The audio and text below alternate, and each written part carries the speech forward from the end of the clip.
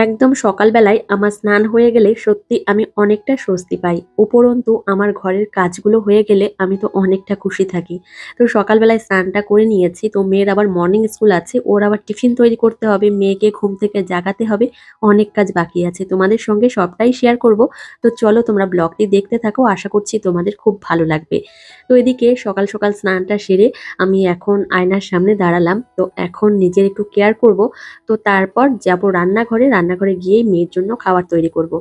তো আমাদের জন্য আর খাবার আগে, আগে তৈরি করব না। মেয়ের জন্য আগে করব, তারপর আমাদের জন্য করব। দেখো সকাল ৯টা বাজার আগেই আমার বাড়ির সকলের জন্য রান্না হয়ে যায়।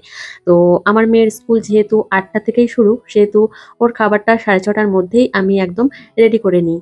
তো আবার ৭:৩০টার মধ্যে ওকে নিয়ে স্কুলে দৌড়াই। তো আজ ওকে নিয়ে স্কুলে যেতে পারবো কিনা জানি না। ওর বাপিও যেতে পারে, এমনকি আমিও যেতে পারি। একটা কথা বলি, সেটা হচ্ছে গিয়ে এই গরমের জন্য আমি কানের দুল পরি না, এমনকি কানের টপও পরি না। কোনো কিছুই পরি না, আমার একদম ভালো লাগে না। আমার কানে, গলায়, হাতে কিছুই নেই বলতে গেলে। আর এখন ক্যামেরার সামনে রয়েছি সেজন্য ভাবলাম একটা টপ অন্তত পরে নিই। তো সেজন্য একটা পার্লের টপ পরেছি। আর এদিকে দেখো আমি একদমই রেডি। আর এই গরম হোক বা বর্ষা, শীত যাই হোক না কেন, লিপ বাম আমাকে ঠোঁটে নিতেই হবে। আর এটা হচ্ছে ল্যাকমির একটা লিপ বাম, খুবই ভালো। যাই হোক, তোমাদের সঙ্গে কথা বলতে, বলতে ভিডিওটা অনেকটা দূরই এগিয়ে গেছে। তো চলে এসেছি আমি এখন রান্নাঘরে। তো মেয়ের জন্য কি টিফিন তৈরি করব তোমাদের সঙ্গে একদম প্রথম থেকেই দেখাবো। তো এদিকে প্রথমে আমি পনির কেটে নিয়েছি কিউব করে। তো তারপর আমি ক্যাপসিকাম কেটে নিয়েছি একইভাবে। তো তোমাদের আমি প্রথম থেকেই জানাচ্ছি যে আমার মেয়েকে স্কুলে ভর্তি করার পর থেকে ওকে আমি প্রায় দিনই টিফিন দিয়ে থাকি। প্রায় দিন বলতে ও যেদিন স্কুলে যায় প্রত্যেক দিনই দিয়ে থাকি। কিন্তু একদিনও আমার মেয়ে টিফিন খায় না। তবুও আমাকে বানিয়ে দিতেই হবে, কি আর করা যাবে। অন্য বাচ্চারা খায়, যদি দেখে একটু খায়। বাচ্চারা দেখবে বাড়িতে না খেলেও অন্যান্য জায়গায় গিয়ে অন্য বাচ্চাদের খেতে দেখলে তারা আবার খেতে চায়। সেই জন্য ভাবলাম যে একটু অন্য টাইপের টিফিন তৈরি করে দিই। এখন বলি যে এর মধ্যে আমি কি কি দিলাম। এখানে রয়েছে পনির, ক্যাপসিকাম, তারপর ধনিয়া, জিরে গুঁড়ো, সেই সঙ্গে রয়েছে লবণ, সামান্য একটু হলুদ দিয়েছি, হালকা একটু মানে হলদেটে ভাব আসবে। আর সেই সঙ্গে দই দিয়েছি। আরেকটা জিনিস আমি দিয়েছি সেটা বলতে একদমই ভুলে গেছি। এর মধ্যে আমি বেসন দিয়েছি আর সমস্ত উপকরণ দিয়ে মেখে রেখেছি। আর এখন আমি টুথপিক দিয়ে আমি এই পনিরগুলো এইভাবে গেঁথে এখন আমি এইভাবে ফ্রাই করে নিচ্ছি। তো এটা হচ্ছে গিয়ে পনির টিক্কা। তো আমার মতো করে আমি বানিয়েছি। আর এদিকে দেখো প্রায় হয়েই গেছে। প্রায় একদমই হালকাভাবে আমি ফ্রাই করে নিচ্ছি। আর এত সুন্দর একটা গন্ধ বেরোচ্ছিল কি বলবো। তো আমি ভেবেছি পরে একদিন আমাদের জন্য তৈরি করব। মেয়ের জন্য টিফিন দেখো একদমই রেডি হয়ে গেছে। তবে ঠান্ডা হয়ে গেলেই তারপর আমার মেয়ের জন্য ওর টিফিন বক্সের মধ্যে দিয়ে দেব। তো ওইদিকে মেয়ের জন্য আমি হেলথ ড্রিঙ্ক তৈরি করেছি। সকালের দিকে আমার মেয়ে কোনো কিছুই খেতে চায় না। এমনিতেই আমার মেয়ে তো এখন খাওয়া-দাওয়া প্রায় করেই না। সকালের দিকে যদি একটু কাউ মিল্ক খেয়ে যায় তাহলেও উপকার হবে। তো এদিকে দেখো মেয়ের সকালের খাবার আর ওর টিফিন একদমই রেডি। তো এদিকে মেয়ের খাবার আর এদিকে ওর টিফিনটাও রেডি করে নিয়েছি। সেই জন্য মন থেকে অনেকটা স্বস্তি। আর এখন মেয়েকে ঘুম থেকে ডাকতে যাব। তো এদিকে দেখো মেয়েকে ঘুম থেকে আমি ডাকতে এসেছি। এত পরিমাণে কান্নাকাটি করছে আমার মেয়ে, কি বলবো। ওর কান্নাকাটি দেখলেই আমার কষ্ট লাগে। তোর বাপিকে জড়িয়ে ধরে রয়েছে। আমি ওর ব্রাশটা নিয়ে এসেছি। বললাম, "মাম্মা তোমাকে নিচে যেতে হবে না। তুমি উপরে বসেই ব্রাশটা করে নাও।" তো সেই জন্যই। তো এদিকে দেখো ওর বাপিকে এইভাবে জড়িয়ে ধরে রয়েছে। অনেক বলার পরে তারপর ওর হাতে একটু ফোন দিয়েছি। ওর হাতে আমি সাধারণত ফোন দিই না। তো একটু কার্টুন চালিয়ে দিয়েছি। তারপর এদিকে একটু বসে রয়েছে। এই মর্নিং স্কুল শুরু হওয়ার পর থেকেই না আমার মেয়ে সকালবেলায় ঘুম থেকে উঠতেই চায় না। আর এত কান্নাকাটি করে কি বলবো। তো সারা পাড়া মনে হয় জেনে যাবে যে আদিশ্রী কান্না করছে।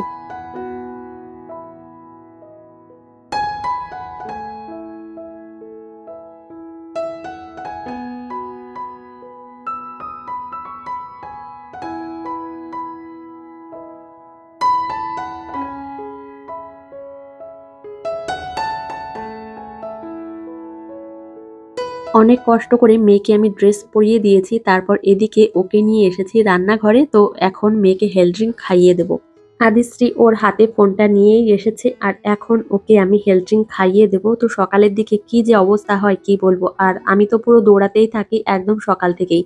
মেয়েকে রেডি করানো, ওকে খাওয়ানো, ওর ব্যাগ গুছানো। তবে এখন রাতের দিকে ওর ব্যাগ আমি গুছিয়ে রাখি। তো এদিকে দেখো আমার মেয়ের মুখের দিকে তাকিয়ে দেখো তোমরা। আমার মেয়ে তো খুব রেগে রয়েছে। মুখটা একদম অন্ধকার হয়ে রয়েছে। মেয়েকে ফাইনালি খাইয়ে দিয়েছি। আর এখন ও টিফিনটা রেডি করব।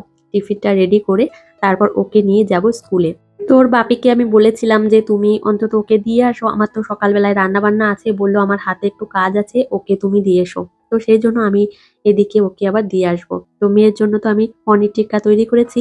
তো এদিকে ওর জন্য একটু ফল দিয়েছি, আপেল কেটে দিয়েছি একটা। তো অনেক আশা নিয়ে ওকে আমি প্রায় দিনই টিফিন দিয়ে থাকি, মানে ওর যেদিন স্কুল থাকে প্রত্যেক দিনই দিয়ে থাকি, কিন্তু জানো তো আমার মেয়ে একদিনও খায় না। একটা মজার বিষয় কি জানো তো, এখন আমার কোনো নিজস্ব রুটিনই নেই। এখন আমার মেয়ের রুটিনেই আমাকে চলতে হয়। তো কাজেই আমি এখন সমস্ত কাজই নিয়ম মেনেই করে থাকি, বিশেষ করে মেয়ের কাজগুলো। তো এদিকে দেখো সকালবেলায় উঠেই আমার সমস্ত কাজই প্রায় হয়ে গেছে। শুধুমাত্র বড়দের খাবারটা রান্না করলেই হয়ে যায়।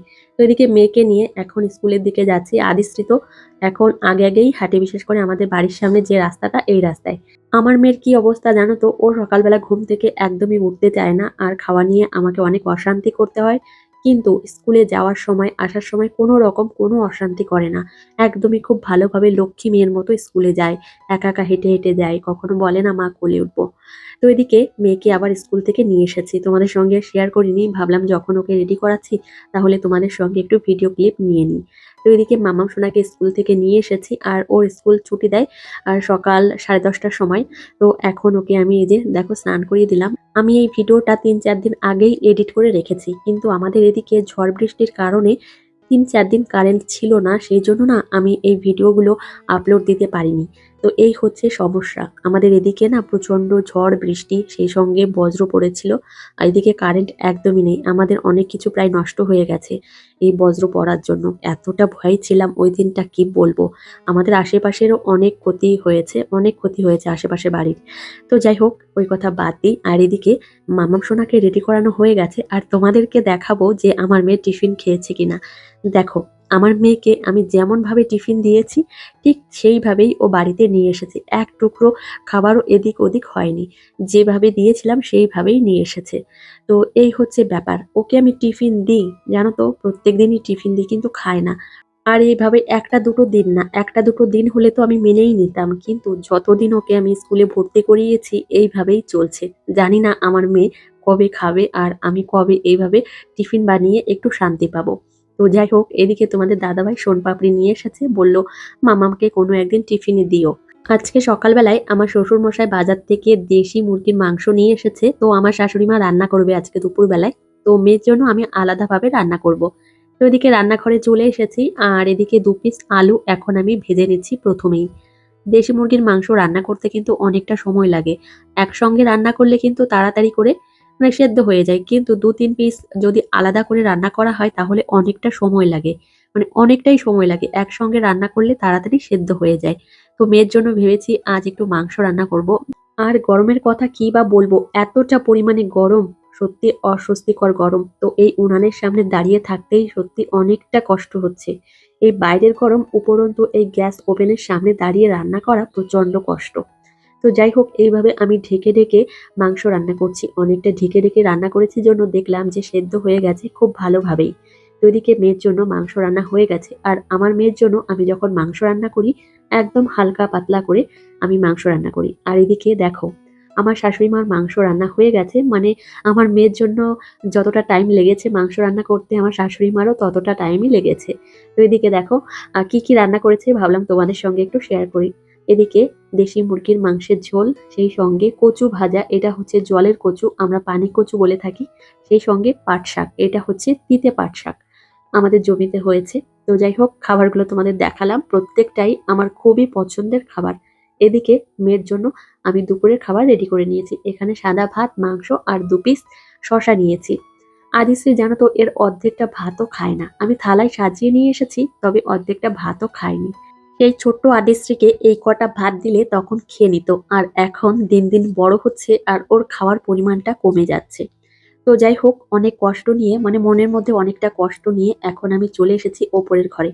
রীতিমতো আমার মেয়েকে খাওয়াতে বসে আমিও কান্না করেছি কষ্টে, আর সেই সঙ্গে আমার মেয়ে তো কান্না করেছে। ও কান্না করেছে তার কারণ হচ্ছে আমি একটু তাড়া দিয়েছি, একটু মার দিয়েছি সেই জন্য। এখন জানো তো মাঝে মধ্যে ওর গায়ে হাত উঠে যায়, মানে খায় না, এত জেদ করে, সেই জন্য আমারও প্রচন্ড রাগ হয়ে যায়। কি আর করব, নিজেকে কন্ট্রোল করতে পারি না। তো যাই হোক এদিকে এখন আমি ওপরের ঘরে এসেছি। এখন জানো তো 6টা বাজেনি, 6টা বাজতেই আসলো। তো ভাবলাম যে ঘরের কাজগুলো এখন একটু সেরে নিই। আমার মেয়ে আবার ঘুমোচ্ছে। সেই জন্য ভাবলাম এখন কাজগুলো একটু করে নিই। প্রত্যেক দিনের রুটিন বলতে পারো। সকালে না হলে আমি বিকালের দিকে একটু ঘরখানা গুছিয়ে থাকি। আর যেহেতু ঘরে ছোট্ট মেয়ে রয়েছে, ও একটু এলোমেলো করে বেশি। সেজন্য আমি ঘরগুলো গুছিয়ে নিই। আর যদি ঘর গুছিয়ে না রাখি তাহলে বিছানাটা এমন সুন্দর থাকবেও না, একদম এলোমেলো থাকবে। আর বাড়িতে যদি হঠাৎ করে কোনো মানুষ চলে আসে, সত্যি বলতে একদম কি বলবো? মানে একটা নিজের মধ্যে কেমন অস্বস্তি বোধ হয়। মনে হয় যে, ইস! ঘরটা গুছিয়ে রাখতে পারলাম না, এমন এলোমেলো। তো এরকমটাই মনে হয়, বা যে বাড়িতে আসে সে বা মনে, মনে কি ভাবে, হয়তো ঘর-দুয়ার এরকম হয়ে রয়েছে, গোছায় না, না কি, না কোনো কাজ করে না। সেইজন্য সবসময় চেষ্টা করি ঘরটা গুছিয়ে রাখার। যাই হোক, এদিকে এখন আমি বিছানাটা খুব সুন্দরভাবে গুছিয়ে পরিপাটি করে নিয়েছি। তো তারপর এদিকে এখন আমি রুমটা ঝাড়ু দিয়ে নিচ্ছি।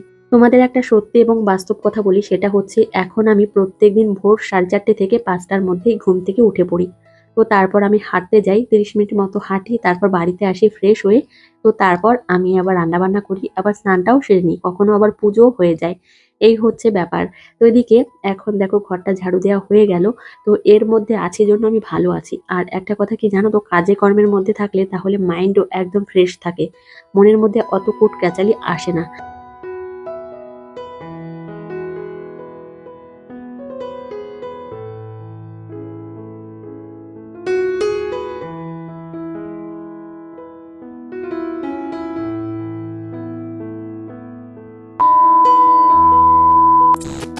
তো মঙ্গলবার দিন সন্ধ্যা পর্যন্ত তোমাদের সঙ্গে আমি ব্লগটা শেয়ার করেছিলাম। আজ হলো বুধবার। তো এদিকে এখন বাজে ঘড়িতে সময় দুপুর 12টা। তো এদিকে মামাম সোনাকে আমি স্নান করিয়ে নিয়ে ঘরে এসেছি। এখন ওকে আমি রেডি করিয়ে দিচ্ছি। আদিশ্রীকে যখন আমি স্নান করিয়ে নিয়ে ঘরে আসি তখন এইভাবে রুম দিয়ে দৌড়ে বেড়াবে। তো তারপর আমি ডাকতে ডাকতে এক জায়গায় বসবে। তো এদিকে দেখো ওকে রেডি করানো হয়ে গেছে। তো আমার মামাম সোনা এখন জানো তো নিজের ভালো মন্দ একটু একটু করে বুঝছে। শুধুমাত্র খাওয়ার বেলায় নেই। তো এদিকে এখন চিরুনি নিয়ে এখন চুল আঁচড়ে নিচ্ছে। তো এখন প্রায় দিনই ও নিজে নিজে চুল আঁচড়ায়। তো আমি দিই, কিন্তু ওর পছন্দ হয় না। এখন নিজের পছন্দ অপছন্দ সবই বোঝে। মামা, এটা কি? এটা বেবি? বেবি? মামা, তুমি কি খাবে? তুমি কি খাবে? ভাত। ভাত খাবে? আদিশ্রীকে আমি যদি জিজ্ঞাসা করি যে, আদিশ্রী তুমি এখন কি খাবে, মানে দুপুরবেলায় যদি জিজ্ঞাসা করি, ও তখন আমাকে বলে মাছ ভাত, বা ভাত মাছ, এটা বলতে শিখেছে। আর আদিশ্রী এখন কি কি কথা বলতে পারে ভেবেছি তোমাদের একটা ব্লগে জানিয়ে দেবো যে আমার মেয়ে কি কি কথা বলতে পারে। আদিশ্রী অনেক দেরি করে অনেক কিছুই শিখেছে, ভেবেছি তোমাদের একটা ব্লগে একদম প্রথম থেকে শেষ পর্যন্ত শেয়ার করব। আর এদিকে দুপুরবেলায় মেয়ের জন্য কি রান্না হয়েছে সেটা তোমাদের সঙ্গে একটু শেয়ার করি। এখানে কাতলা মাছ রয়েছে, আর রয়েছে মেটে আলুর তরকারি, সেই সঙ্গে লেবু আর ভাত। তো এখন যেহেতু গরমকাল, তো একটু লেবু দিয়ে ভাত খাওয়ালে একটু খেতে চায়, সেজন্য লেবু নিয়ে নিয়েছি। তো মেয়েকে দুপুরের খাবার খাইয়ে দিয়ে এদিকে আবার চলে এসেছি রান্নাঘরে। তো দেখো এই ঘরগুলো পরিষ্কার পরিচ্ছন্ন না রাখলে হয় না। প্রত্যেকদিনই পরিষ্কার করতে হয়। দুদিন যদি না করি তাহলে দেখবো এক জায়গায় মাকড়সার জাল, আবার ধুলো জমে গেছে, এই হচ্ছে ব্যাপার। ভালো কোনো কিছু মেনটেন করতে ভালো রকম পরিশ্রম করতে হয়। সেই জন্য এইভাবে পরিশ্রম আমাকে করে যেতেই হবে। মেয়ের পেছনেও আর সেই সঙ্গে সংসারের পেছনেও। নিজেকে একটু সময় দিতে হবে, এইভাবেই চলতে হবে। তো যাই হোক, এদিকে আমি এখন টেবিলটা ভালো করে পরিষ্কার করে মুছে নিচ্ছি। ভেবেছি একটা টাওয়াল দিয়ে আমি এই গ্যাস ওভেনটা ঢেকে রাখবো। রান্নাবান্না তো হয় না। আর ঢেকে না রাখলে কি হয় বলো তো, টিকটিকিতে পটি করে, আবার ধুলো জমে যায়, সেই জন্যই বলছি। এই কাজগুলো করতে আমার খুব ভালো লাগে। আর কি বলতো, ৫ জনের সঙ্গে গল্প আড্ডা না করে মনে হয় ঘরের কাজগুলো বা একটু ফ্যামিলির সঙ্গে সময় দিলে অনেকটা ভালো। আর এখন তো আমি তেমন একটা কোথাও বেরোই না, বাড়ির মধ্যেই থাকি। আর বাড়ির মধ্যে থাকতেই ভালো লাগে। এমনিতে বেরোনোর সময়ও নেই যে কোথাও বেরোবো, কারোর সঙ্গে একটু গল্প আড্ডা করব। সত্যি বলছি, কোনো টাইমই নেই আমার। আরেকটা কথা হচ্ছে, শুধুমাত্র ঘর করলেই হয় না, ঘরটাকে খুব সুন্দরভাবে সাজিয়ে পরিপাটি করে রাখতে হয়। তো এই ঘরের মধ্যে অনেক কিছু কিনতে হবে এখনো পর্যন্ত। ভেবেছি অনেক ইনডোর প্ল্যান্ট কিনবো, কবে যে কিনবো সেটাই মনে মনে ভাবি। তো অনেকটা ধৈর্য ধরে এই কাজগুলো করতে হবে, না হলে হবে না। একবারে আমাদের দ্বারা কোনো কিছু করা সম্ভব নয়। তো অনেকটা ধৈর্য নিয়েই আমাকে এই কাজগুলো করতে হবে। আর শখটা তো আমার, সেই জন্য আমার শখগুলো আমাকেই আস্তে আস্তে করে পূরণ করতে হবে। তো যাই হোক, এখন এই যে দেখো ঘর ঝাড়ু দিয়েছি, আর এই নোংরাগুলো এখন আমি বাইরে ফেলে দেবো। যাই হোক বন্ধুরা, অনেকদিন বাদেই তোমাদের সঙ্গে ব্লগ শেয়ার করছি। আর ব্লগটা কেমন লাগলো অবশ্যই একটা কমেন্ট করে জানিও যদি ভালো লাগে। আর আজকের ব্লগটি আর বেশি বড় করব না, অনেকটাই বড় হয়ে গেছে। এখানেই শেষ করছি। তোমাদের সঙ্গে দেখা হবে পরের ব্লগে। টাটা।